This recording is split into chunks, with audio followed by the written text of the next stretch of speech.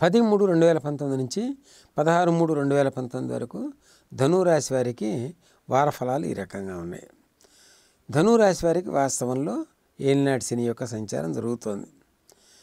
ఈ ఏలినాటి శని యొక్క సంచారం వల్ల కొంత మానసిక అశాంతి, తర్వాత కంటి నరాలు లాగటం, ఒంట్లో ఆవులింతలు లాంటివి, ఒళ్ళు విరుచుకునే దానికి ఒళ్ళు నొప్పులు, మోకాలు నొప్పులు, నరాల నొప్పులు, ఇటువంటివన్నీ కూడా సంభవించే అవకాశాలు ఉన్నాయి.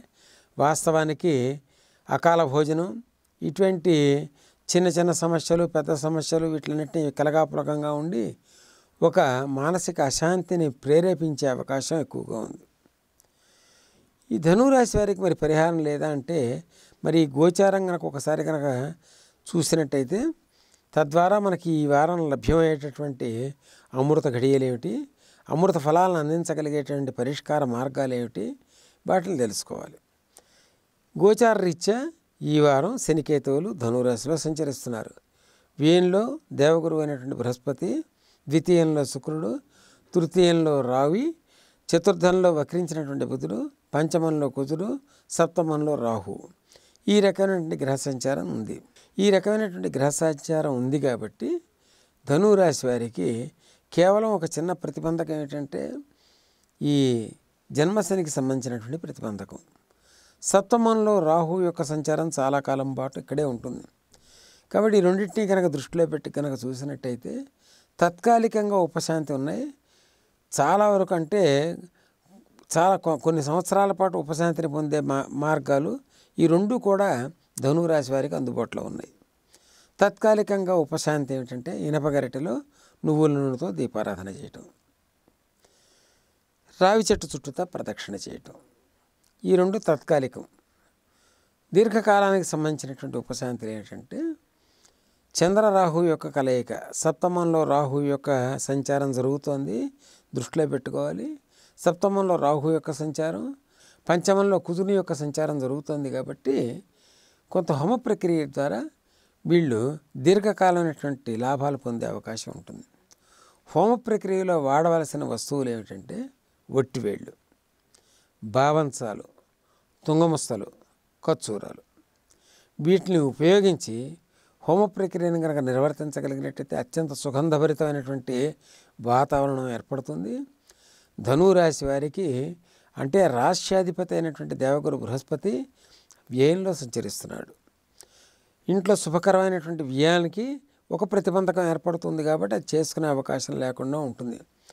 సహజంగా మనం చూడదలుచుకున్నట్టయితే మూల, పూర్వాషాఢ, ఉత్తరాషాఢ ఈ నక్షత్రాల వాళ్ళకి వివాహానికి సంబంధించి చాలా దగ్గరికి రావటం, ఆగిపోవటం, ఇటువంటివన్నీ కూడా ధనురాశిలో జరిగే అవకాశాలు ఉన్నాయి. కానీ వర్తమానంలో ఈ చిన్న చిన్న ప్రక్రియల ద్వారా త్వరగా వివాహానికి సంబంధించినటువంటి ప్రతిబంధకాలు తొలగిపోయి తప్పనిసరిగా వివాహానికి సంబంధించినటువంటి ఒక ప్రక్రియ వేగవంతం అవుతుంది. గృహానికి సంబంధించింది ఇల్లు నిర్మాణం చేయాలనుకున్నా, లేదంటే ఇంటికి సంబంధించినటువంటి ఆరంభం చేయాలనుకున్నా ఇది వీళ్ళకు అనువైన సమయం. కానీ కొంత మానసిక అశాంతితో కూడి ఉంటుంది. వీటిలన్నింటినీ పోగొట్టుకోవాలి అన్నట్టయితే ఈ వట్టివేళ హోమం చాలా బాగా ఉపయోగపడుతుంది.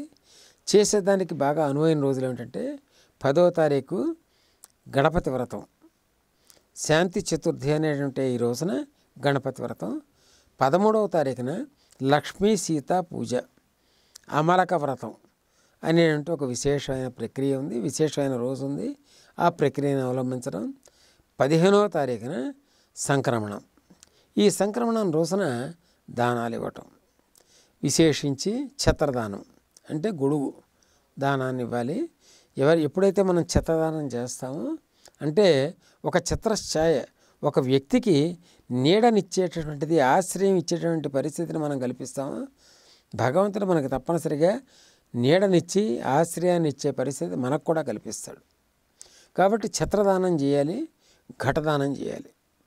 రాబోయేది వేసవి కాబట్టి చలివేంద్రాలు పెట్టడం, అన్నార్తులకి అన్న సహాయం చేయటం, దాహార్తులకి నీటిని అందించటం, ఇటువంటి ప్రక్రియల ద్వారా ధనురాశి వారు మహత్తరమైనటువంటి రాజయోగాన్ని పొందే అవకాశాలు ఉంటాయి.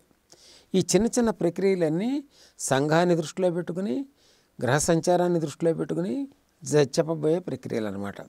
ఈ ప్రక్రియలతో అన్నీ కూడా ఉత్కృష్టమైనటువంటి జీవనానికి నాంది పలకలిగేవి కాబట్టి, అనుభవపూర్వకంగా తెలుసుకున్నవి కాబట్టి ఇక్కడ చెప్పడం జరుగుతుంది. ఈ ప్రక్రియని అవలంబించి సుఖకరమైనటువంటి జీవితాన్ని ధనురాశి వారు పొందగలిగేదానికి ప్రయత్నం చేయాలి. ఈ వీడియో గనుక మీకు నచ్చినట్లయితే లైక్ చేయండి, షేర్ చేయండి. మరిన్ని వీడియోస్ కోసం మా ఛానల్ను సబ్స్క్రైబ్ చేయండి.